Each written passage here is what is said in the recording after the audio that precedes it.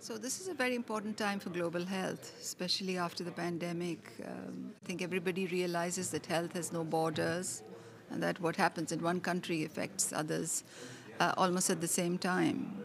And in addition to the pandemic, we're in the midst of many crises, many conflicts. Climate change is a real threat with implications for health of people all over the world.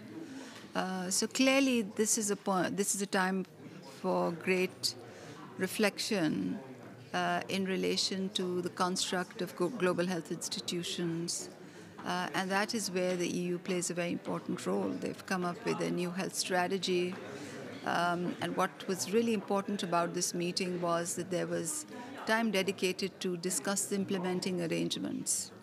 A lot of times you don't give thought to that. And you just create an institution, you install people and create the frameworks and get going with the work.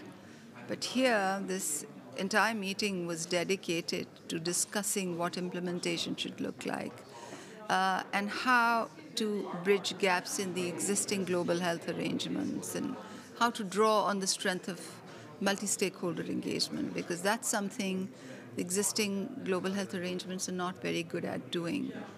We deal with member states only. We have a government-centered view of global health policy.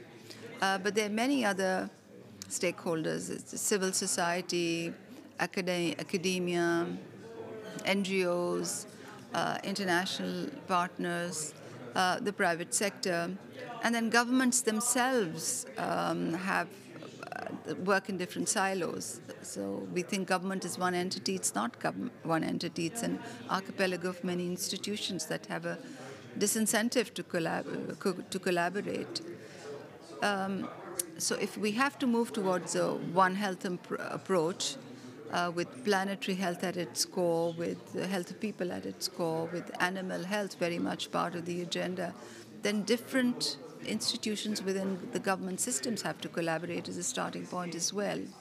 So this whole thinking about how to forge multisectoral and intersectoral collaborations in the construct of global health is what this meeting was dedicated to. And that's a very important framing for the implementing arrangements for the EU Global Health Strategy. So I think for a number of different reasons, this meeting and convening was very important.